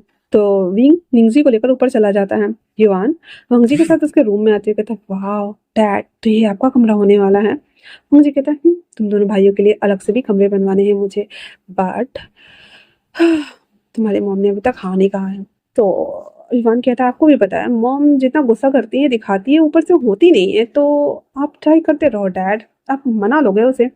वांगजी कहता है अच्छा ऐसा है क्या।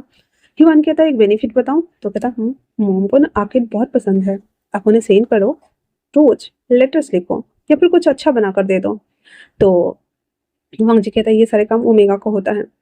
युवान कहता है धत तेरी की, फिर आप भूल जाओ। तो कहता है ओके मैं फूल भेज सकता हूँ, इतना बोलने के साथ ही और वो हाँ कर देता है। फिर उसके बाद वो दोनों सो गए थे। सीजन भी हमारे वांग जी के लिए काफी खुश थे और वो कहता है हाँ इस घर में बच्चों की किलकारियां तो गूंजेगी। सीजन कहते हैं तो उसके बाद हमारे अंकल कहते हैं और तुम साथ में शादी करने वाले हो दोनों, इतना बोल करके अंकल भी चले गए थे। बेचारा हमारा सीजन का भी मतलब हैप्पी हैप्पी वाला मोमेंट हो गया था। एंथनी कहता है सही है। फिर उसके बाद वो कहता है अभी नहीं, अभी मुझे कुछ और भी करना है, इसलिए मैं बाद में सोचूंगा कि मुझे शादी करनी है या नहीं। उसके बाद वो वापस से अपने रूम में चले गए थे। अब अगले दिन वांगजी ना ऑफिस में विंग के ऑफिस में बहुत बड़ा वाला बुके भिजवाता है और उसके ऊपर कार्ड भी लिखा हुआ था। अब जो कार्ड पे जो लिखा हुआ था ना वो चिपकाओ लाइन था, क्योंकि क्रिस ने वो लिख के दिया था हमारा वांगजी लिखने वाला। विंग जब ये पढ़ता है कहता है कार्ड पे कम से कम अपनी फीलिंग्स खुद से तो लिखनी चाहिए थी, मुझे तुम्हारी हैंड राइटिंग पता है, ये तुमने तो नहीं लिखा है। हाँ, अरे इन फूलों का क्या कसूर, ये बोलते हुए ऐसे ना बांस में ले जाकर के उसको लगा देता है। कार्ड को देखते हुए ना डस्टबिन में फेंक देता है। ऐसे करते हुए ना 2-3 दिन तक ना वांगजी से रोज सुबह शाम बहुत सारा फूल भेजता था। अब हालांकि विंग को बहुत गुस्सा भी आ रहा था, लेकिन फिर भी उसे अच्छा लग रहा था। और आज चौथा दिन था। आज ना फूल आया था ना कार्ड आया था। तो विंग कैबिन में आते हुए ढूंढ रहा होता है। हान कहता है सर आप क्या ढूंढ रहे हो। विंग कहता है नहीं कुछ भी तो नहीं। तो वो कहता है एक्चुअली में आज कोई फ्लावर्स नहीं आया, क्योंकि आप रिजेक्ट कर दे रहे थे और मना भी कर दे रहे थे, तो मैंने कुरियर वाले को वापस भेज दिया। विंग कहता है हाँ। तो हान कहता है मैंने अच्छा किया ना सर। विंग कहता है हाँ हाँ तुमने बहुत अच्छा किया। अब इधर अंकल किरण भी हाउस आए हुए थे और उसने वी चांगसे को भी बोल दिया हुआ था वहाँ पे बहुत सारा सामान लेकर। जब वो आके बैठे हुए थे तो वी चांगसे कहते ये सब क्या है। कहता है शादी की तैयारियां कर रहा है और क्या है। तो कहता है विंग ने हाँ नहीं कहा है। कहता है मेरे बेटे ने कहा है कि उसने हाँ कर दिया है। हाँ मुझे भी समझ में नहीं आ रहा है, बस उसने कहा है कि शादी की तैयारी करने के लिए और ये डेट मैंने फिक्स किया है पूरे 2 दिन बाद का। तो वो कहता है 2 दिन बाद क्यों। कहता है ये डेट अच्छा है ना, और उस दिन तुम्हारे ऑफिस की सालगिरह भी तो है, शादी के बाद वो सामने आ सकते हैं ना। तो ईशान से कहते हैं पर उसने हाँ नहीं कहा है। कहता है छोड़ो भी वो दोनों बच्चे समझ लेंगे, हमें कहा है तैयारी करने के लिए, हम अपना काम करते हैं। फिर वो सारे फैमिली वाले कहते हैं ठीक है। फिर वो लोग का डिस्कशन होता है और चुपचाप से वो लोग शादी की तैयारी करने में लग गए हुए थे। इधर वांगजी विंग को ना बुके भेजना बंद कर चुका था और बेचारा हमारा विंग ना परेशान हो गया था। तो वो मतलब वांगजी से मिलने के लिए शाम को उसे कॉल करता है। तो वांगजी से मिलने के लिए रूफटॉप पे आता है, मतलब एक होटल के रूफटॉप पे। और आते ही कहता है तुम यहाँ मुझे बुलाने आए। तो विंग कहता है तुम जो ये जो सारी हरकतें कर रहे हो पथेटिक वाले, मैं इस पे बिलीव नहीं करने वाला। पहले तुमने मुझे बुके भेजा एंड देन मनाने की कोशिश की एंड देन अचानक से भेजना बंद कर दिया। अब विंग ने ऐसे गुस्से गुस्से में बोल रहा था, तो हम जी हंसते हुए कहता है ओ तो तुम्हें इस बात का बुरा लग रहा है कि मैंने बुके नहीं भेजा। विंग कहता है ऐसा कुछ नहीं है। वांग जी कहता है अब छोड़ो भी, ये शिकायत करना बंद करो एंड देन बताओ कौन सा बुके चाहिए, किस तरह का बुके चाहिए। विंग कहता है मैंने बोला ना नहीं चाहिए। तो वो कहता है फिर वो कहता है क्रिस। क्रिस कहता है ओके सर। फिर वहां पे भाई साहब बुके आता है, मतलब जितना टेबल खाली था उस रूफ टॉप पे हर सिंगल टेबल पे 2 4 5 बुके ना रखे हुए थे, जिसे देखकर विंग ऐसे ना घूम घूम के सब कुछ देख रहा था। अंदर का बच्चा जो विंग का था ना वो जिंदा होकर के खुश हो गया था, ऐसे कूद भी रहा था, लेकिन बाहर से ऐसे गुस्सा करते हुए, ये सब क्या है, मैं इसे मान जाऊंगा क्या? मंगल जी कहता है, तो तुम नाराज थे कि मैंने तुम्हें बुके नहीं भेजा? वैसे ये 2 दिन का बुके है, और ये वेडिंग ड्रेस। रिंग जब उस वेडिंग ड्रेस को देखता है कहता है, ये सब क्या है? मंगल जी कहता है, कल हमारी शादी है। रिंग कहता है, मैं नहीं मानता। मंगल जी कहता है, अगर एक बार भी लगे कि कुछ तो है हमारे बीच, हमारे बच्चों के लिए, हमारे आगे के फ्यूचर के लिए, ये वेडिंग ड्रेस, ये रिंग, मैं रिंग अपने साथ ले जा रहा हूँ, और अगर मन करे तो आ जाना 2 बजे बैंकुट हॉल। इतना बोलकर वांग जी उस बॉक्स को वहां रख देता है, और वहां से वो चला जाता है। क्रिस कार में बैठते हुए कहता है, सर क्या वो आएंगे? वांग जी कहता है, पता नहीं, मुझे डर लग रहा है, पर कहीं ना कहीं एक एक होप है कि वो आएगा। बिंग इन सारी चीजों को देख रहा होता है, और उस बॉक्स को भी। अब सीन सीधे शिफ्ट होता है दोपहर के वेन्यू वाले हॉल में, जहाँ पे पूरी फैमिली वहां पे थी। वी चांग से और जियांग चिंग, सीचेन, जियांग फेमियांग, जियांग यू, मतलब ऑल टू जेड, हान, क्रिस और मिंग्याओ सब था। मिंग्याओ सीचन के बगल में थे, और वो दोनों चुपके से ले रिवील में भी रह रहे होते, पर किसी को बता नहीं रहे थे। ऑफिस में सीचन उसे एज वाली ट्रीट करता था सेक्रेटरी के तौर पे, एंड देन वो किसी को बताता नहीं था। फिर बाद में सब लोग उसका वेट कर रहे होते विंग का, अभी तक विंग नहीं आया था। हिवान और निंगजी कहता है, नानी मॉम क्या मम्मा नहीं आएंगे? क्या वो बहुत जिद्दी हैं? क्या वो हमारे लिए हाँ नहीं कर सकते? अब वहीं दूसरी तरफ वांगजी स्टेज पे खड़ा था, उस रिंग बॉक्स को हाथ में लिए हुए। वांगजी का दिल ना बहुत जोरों से धड़क रहा था। आज उसे ना विंग के कोई फीलिंग्स फील ही नहीं हो रही थी बाइट करने के बाद भी, कि वांगजी खुद नर्वस हुआ पड़ा था। उसे डर लग रहा था कि पता नहीं वांग जी को कि विंग आएगा, उसे एक्सेप्ट करेगा या नहीं करेगा, व्हाटएवर क्या होने वाला है। तो उसे ना बिल्कुल समझ नहीं आ रहा था कि विंग का क्या चल रहा है, और वो खड़ा था। अब ना टाइम ना मुहूर्त से एक्स्ट्रा मतलब हो रहा था 10 मिनट, और सब लोगों को लग रहा था कि अब विंग नहीं आएगा। उसकी मॉम कहती है, क्या हमने ये गलत किया? उसके डैड कहते हैं, पता नहीं, मैंने वैसे भी आखिरी फैसला उसके ऊपर छोड़ा हुआ था। सब लोग ना एकदम सैड हो चुके थे। अंकल भी कहते हैं, मुझे पता नहीं था ये ढीठ घूमेगा, इतना ज़्यादा ढीठ निकलेगा। इतना सारा एफर्ट करने के बाद भी अभी तक नहीं आया। सीचन आने दो इसे, मैं इसे छोड़ूंगा नहीं, इसे पनिश करने वाला हूँ। सीचन बेचारा हमारे अंकल को समझा रहे होते, मींगे की तो ऐसी की तैसी हो रखी थी। फिर वो मतलब सब बैठे हुए थे, कहते हैं हाँ लगता है नहीं आएगा वो। जैसे ही सब लोग उठ के जाने ही को होते कि अचानक से वो डोर ओपन होता है, और वो अंदर से एक साथ टक टक टक टक की साउंड आती है। और जो हमारा विंग था उसने वेडिंग गाउन वेयर किया हुआ था, क्योंकि वांग जी ने कोट भेजा हुआ था 3 लेयर वाला व्हाइट कलर का, और विंग ने सैंडल वेयर किया हुआ था। फिर उसने अपने बालों के ऊपर पूरा एप्रन डाला हुआ था, और वो लड़कियों की तरह एकदम खूबसूरत बन करके आया हुआ था। उसके हाथ में ब्रेसलेट था डायमंड का, गले में पतला सा ब्रेसलेट था, गले हार, वो भी डायमंड का। और उसने मेकअप वगैरह सब कुछ ने खूबसूरत ओमेगा की तरह किया हुआ था, क्योंकि यहाँ पे वांगजी जो अल्फा है, विंग भी अल्फा था, पर 2 अल्फा की शादी होती तो न्यूज बन जाती, दैट्स वाई। तो इसलिए वो पूरा एकदम परफेक्ट ओमेगा गर्ल्स की तरह तैयार होकर आया था, और उसकी सैंडल की टक टक सबका ध्यान खींच रही थी। विंग कतई जहर लग रहा था, क्योंकि उसने स्लीवलेस वेयर किया हुआ था, और ऊपर का मतलब कि क्लीवेज एरिया, बाजू, बैक सब दिख रहा था। हाँ, उसे देखते हुए सब लोगों का खुशी का ठिकाना नहीं था, और सब लोग be like, oh my God, हमें तो लगा था आज शादी ही नहीं होगी। रिंग ना ऐसे मटकते हुए आ रहा था, पीछे से उसके एप्रन को हमारा हान कैरी करे हुआ था, फिर उसे बिछा देता है और वो साइड हो जाता है। रिंग टक टक टक करते हुए स्टेज पर आके खड़ा हो जाता, रात ही कहता है, तो वैसे मुहूर्त से लेट हो गया हूँ, क्योंकि ये गाउन थोड़ी फिट हो रही थी तो इसे ठीक करवा रहा था। अब रिंग पहना भी दो इससे पहले कि मेरा मूड बदल जाए। हाँ नाते कहता, सर भी ना फुल नौटंकी है। हाँ जी, मतलब be like, oh my God wing तुम। हाँ जी ऐसे जब बोलता है तो विंग कहता है, मेरा मूड बदल जाए उससे पहले पहना दो। फिर वांग जी फटक से रिंग निकालता है और उसको पहना देता है। सब लोग क्लैप कर रहे होते हैं, क्योंकि विंग फुल नौटंकी मोड में था। फिर रिंग कहता है, मुझे दो। फिर वो रिंग लेता है और वांग जी के हाथ में डालते कहता है, एहसान कर रहा हूँ तुम पे मैं, ये मत समझ लेना कि मैंने हाँ कर दिया है, मैंने अभी तक हाँ नहीं किया है, समझ गए ना? उसके बाद प्रेस्ट उन लोगों को फिर अटरम पटरम आई मीन की वेडिंग वाले मंत्र पढ़ाना स्टार्ट करता है।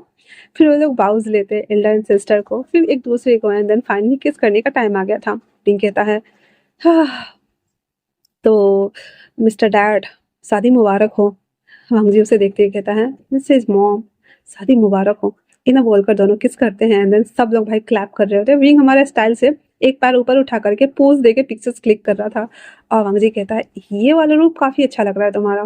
विंग कहता है मैं सोच रहा था कि मैं तुम पे एहसान कर दूं, तुम्हें रिग्रेट ना हो कि तुम एक अल्फा से शादी कैसे कर सकते हो, लोगों को मिर्च मसाला मिल जाएगा। अब मैं नहीं चाहता कि मैं जब ऐसे आऊं सामने में तो लोग मेरी कंपनी को किसी भी तरीके से नुकसान पहुंचाए। क्योंकि मैंने अपने डैड से वादा किया है कि मैं अपनी कंपनी को नंबर 1 पे लेके जाऊंगा और तुम्हारी कंपनी हमेशा नंबर 2 पे आएगी। वांग जी हंसते हुए कहता है देखते हैं। विंग कहता है मैं भी दिखाऊंगा। हम्म, इतना बोल करके वो दोनों पिक्चर्स क्लिक कर लेते हैं। उसके बाद कहते हैं ठीक है चलो मैं एक ड्रेस चेंज करके आया क्योंकि हम ऐसे तो नहीं जा सकते हैं ना। तो कहता है ये भी सही है। उसके बाद फिर वो लोग वहां से अपना अपना जो भी सामान था वो सब पैक करते हैं। सारे बच्चे वहां से निकल जाते हैं। भाई वेडिंग नाइट नहीं मनानी थी अभी इन लोगों को। फिर वांगजी और विंग होटल आते हैं। आने के साथ ही वो दोनों ड्रेस चेंज करते हैं। चेंज करने के साथ ही वांगजी उसे कहता है तो चले। विंग कहता है आज वैसे भी मेरे ऑफिस का सालगिरह है और मुझे सबके सामने में आके लेक्चर जो देना है। अगर अच्छा रहा सब कुछ शेयर्स के दाम बढ़ जाएंगे और अगर हमारा प्रॉफिट हुआ तो हम रात को वेडिंग नाइट मना सकते हैं, है ना। हम जी कहता है मुझे भी कोई जल्दी नहीं है। इतना बोल करके सारे लोग भाई लैंड हाउस जाने चाहिए था, कहीं और जाना था, नहीं आए थे कहाँ वी कॉर्पोरेशन। वहाँ पे बहुत सारे चेयर्स वगैरह लगा हुआ था, पूरा पूरा मीडिया आया हुआ था। और वंग जी कहता है बेस्ट ऑफ लक विंग, तुम कर लोगे। विंग कहता है हाँ वो तो मैं कर लूंगा। अब हालांकि हमारे विंग को थोड़ा फटी पड़ी थी पर ऊपर से नहीं नहीं हम करके दिखाएंगे तुमको। फिर विंग अंदर चला जाता है जहाँ पर उसके डैड कहते हैं तो क्या तुम रेडी हो। विंग कहता है यस डैड, क्या मैं कर लूंगा। उसके डैड कहते हैं तुमने बहुत कुछ किया है विंग और अब बारी है पूरी दुनिया के सामने में आने का। इतना बोल करके और वो कहता है हाँ अभी मैं शादी के बारे में बताऊं। तो कहता है डैड मैं खुद बता दूंगा। और इतना बोलने के साथ ही वो कहता है बट मैं क्या बताऊं। तो उसके डैड कहते हैं यही कि तुम इग्मा हो ताकि तुम्हारी रेपुटेशन को हार्म न पहुंचे।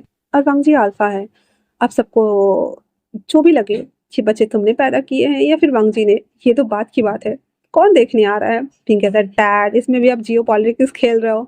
उसके डैड कहते हैं तो क्या तुम चाहते हो कि लोग तुम्हें ओमेगा की तरह ट्रीट करें।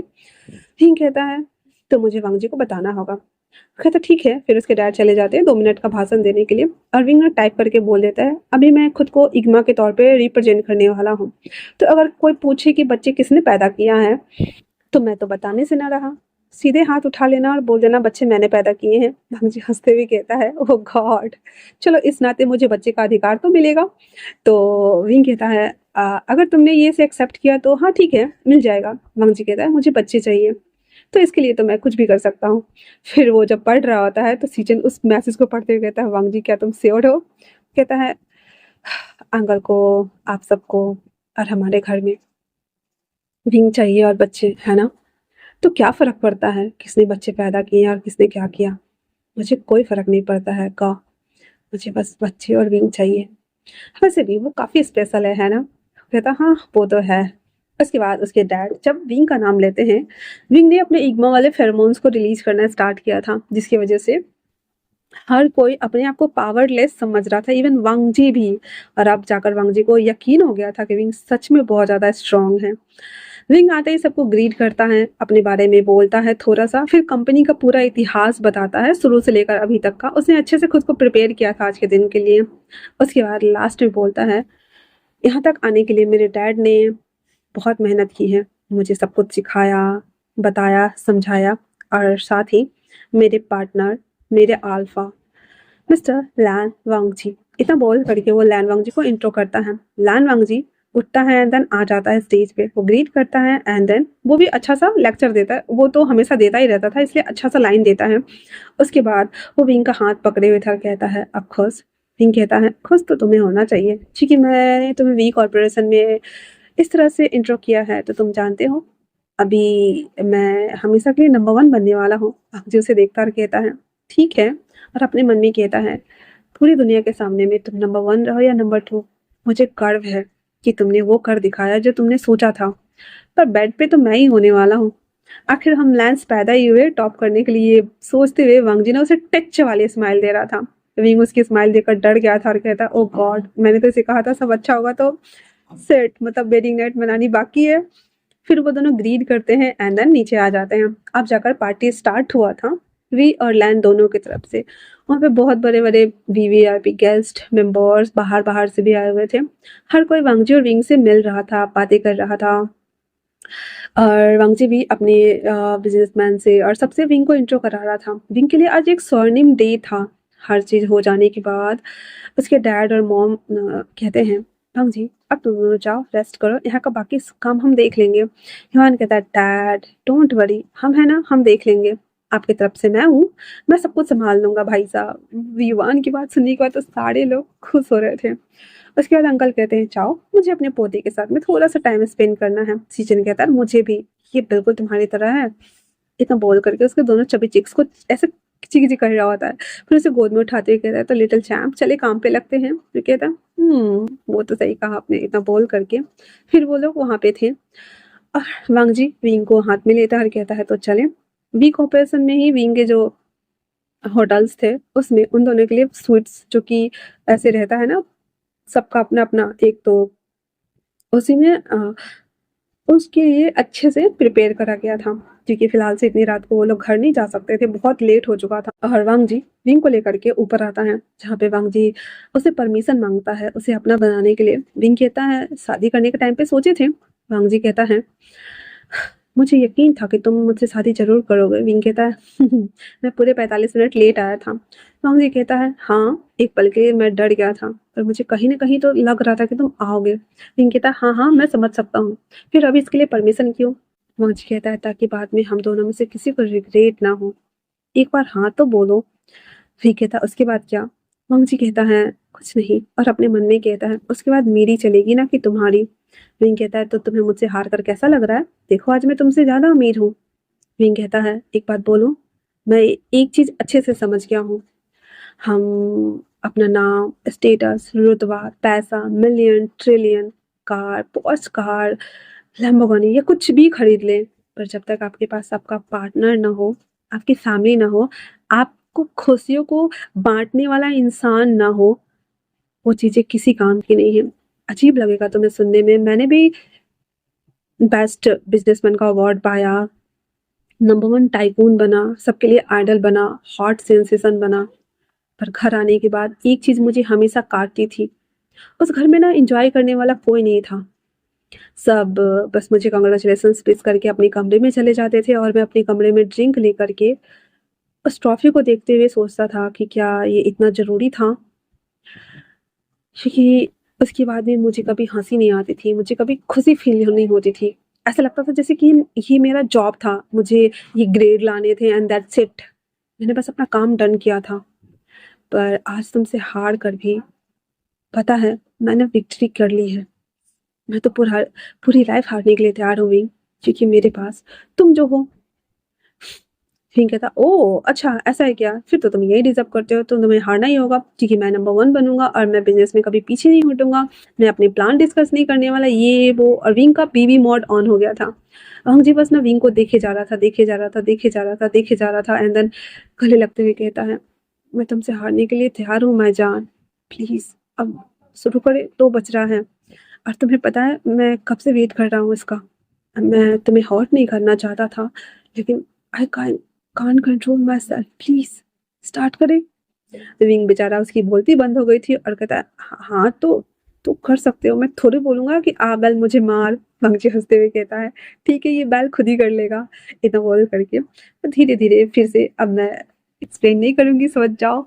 तो ड्रेस को अनड्रेस करना स्टार्ट करते हैं, फिर एक दूसरे को टच करना स्टार्ट करते हैं, फील करना स्टार्ट करते हैं। तो विंग कहता है स्टॉप, तुम्हें पता है ना मैं अल्फा हूँ। मंगजी कहता है हाँ, ओमेगा का सेंट ग्लैंड काट के हटाया है ठीक है, ऑपरेशन से जब बेबी हुआ था तब, बॉडी पार्ट तो सेम है ना। विंग कहता है अरे हाँ ये तो मैं भूल ही गया था। फिर वो कहता है हाँ तो मंगजी कहता है एंजॉय तो मुझे करना है ना। विंग कहता है अच्छा तो। मंगजी कहता है मुझे पता है तुम प्रेग्नेंट नहीं होगे, चिंता मत करो। विंग बेचारा उसका मोए मोए हो गया था। एंड कहता है धत तेरी की, फिर मैं इसे हमेशा अल्फा अल्फा क्यों चिल्लाते रहता था, इसे तो पहले से ही पता था सब कुछ। फिर वो कहता है छोड़ो भी इसे एंजॉय करो, वो अपने मन में खुद ही खिचड़ी पका रहा था। वांग जी कहता है ज़्यादा स्ट्रेस मत लो वांग विंग, मज़ा आएगा, ओके ना, ट्रस्ट मी। विंग कहता है हाँ हाँ मुझे पता है, तुम बीस्ट हो। वांग जी कहता है ओ तो तुम्हें याद था। विंग कहता है नहीं, मैंने कब बोला ऐसा, मैंने कुछ बोला क्या, तुम्हारे कान पक रहे हैं, हाँ तुम इसे एक्सेप्ट करोगे, ओके ना। वांग जी कहता है मैं एक्सेप्ट करता हूँ। फिर उन दोनों का एक हॉट लवी डबी जब सीन स्टार्ट होता है, भाई साहब विंग की चीखें निकल रही थी, उस कमरे में उसकी चीखें गूंज रही थी, और वांग जी अपने आप को अनकंट्रोल करते हुए वो सब कर रहा था जो वो कब से वेट कर रहा था। फाइनली जब उसने क्लेम कर लिया कि विंग उसका है, एंड देन उसे कहता है thank you so much. Wing कहता है वो तो है। वो दोनों अपने अपने हॉट कार्यक्रम में लगे हुए थे। इधर अंकल आते ही भी चांगसे से कहता है हाँ तो पहली बात ये कि हाँ बड़े होने के बाद दोनों बच्चे में से कोई एक बच्चा तुम्हें लेना होगा। तो कहता है अच्छा ऐसा क्या, ये फैसला तो विंग और वांगजी पे छोड़ देते हो। कहता है नहीं, मैं ऐसा नहीं चाहता। तो उसकी नानी मोम आती है, दोनों को मारती और कहती है शैतानों, बच्चे कहीं नहीं अलग होंगे, दोनों साथ में ही रहेंगे, जहाँ रहेंगे वहाँ पे। और रही बात इसकी तो तुम्हारे घर में तो वैसे भी कोई नहीं रहता है, हमने विंग के लिए और उसके लिए घर बनाए हैं, तो वो लोग वहीं रहने वाले हैं, तो बच्चे को डिवाइड क्यों कर रहे हो, बच्चे दोनों जगह रहेंगे। अंकल कहते हैं हाँ ये भी सही कहा आपने, वैसे भी वो दोनों अपनी अपनी लाइफ में इतना बिजी रहेंगे कि बच्चे के लिए कोई टाइम नहीं रहेगा, तो बच्चे की लाने की जिम्मेदारी मेरी। तो उसकी नानी मोम कहती है और मेरी भी। उसके मॉम डैड कहते हैं हाँ चलो अच्छा है। और इतना बोल करके सब लोग एक दूसरे को देख रहे होते कि स्कूल से लाने की बातें हो रही थी। उसके बाद सब लोग खाने के लिए बैठे हुए थे, बातें कर रहे थे, और फाइनली अंकल किरण हमारे खुश थे क्योंकि उन्हें उनका ब्लड लाइन जो मिल चुका था। सीचन मिंगा को हाथ पकड़े हुए था और उसके कान में धीरे से कहता है बहुत जल्द हमारा बेबी भी आ जाएगा ना, उसके बाद हम भी हैप्पी हो जाएंगे, है ना। मिंगा बेचारा हमारा शर्मा रहा था, एंड देन वो लोग वहाँ पे डिनर एंजॉय कर रहे थे। तो इसी के साथ ये वन शॉट यहीं पे समाप्त होता है। कैसा लगा, and then thank you so much Sudhir इतनी अच्छी सी स्टोरी देने के लिए। आई होप सविता नाम बताया था आपने, तो thank you so much Savita इतनी अच्छी स्टोरी लाइन देने के लिए। आई होप कि मैंने आपकी स्टोरी के आइडियाज़ के अनुकूल मैंने काम तो नहीं किया, मैंने गड़बड़ कर दी। वांग जी को मुझे इग्मा बनाना था, एंड मैंने विंग को बना दिया था, मैंने पता नहीं क्या ही किया है। तो जैसे भी लगा हो, नेक्स्ट टाइम मैं कोशिश करूंगी कि हम एक मैनिपुलेटिंग वांगजी को लेकर आए जो कि अल्फा और आई मीन कि ओमेगा अल्फा प्लस सिग्मा का कॉम्बिनेशन हो, ठीक है ना। तो उसमें मैं सुधार दूंगी, और जैसा कि एज यूजुअली हमारा वांगजी पैदा हुआ है मेरी सारी स्टोरी में टॉप करने के लिए, तो वो वाला कॉन्सेप्ट ज़्यादा बेटर जाएगा। पर फिर भी मैंने इस स्टोरी में बहुत मेहनत की है, तो मुझे अच्छे अच्छे और प्यारे प्यारे कमेंट्स करना, नए आ रहे हो ज़रूर सब्सक्राइब करना यार, क्योंकि यूट्यूब बहुत सारी चीज़ें चेंज कर रहा है। सब्सक्राइब नहीं करोगे तो आप लोगों तक नोटिफिकेशन नहीं जाएगी और आप लोगों को पता नहीं चलेगा। तो चलो मिलते हैं नए वन शॉट में, तब तक के लिए थैंक्स फॉर वॉचिंग।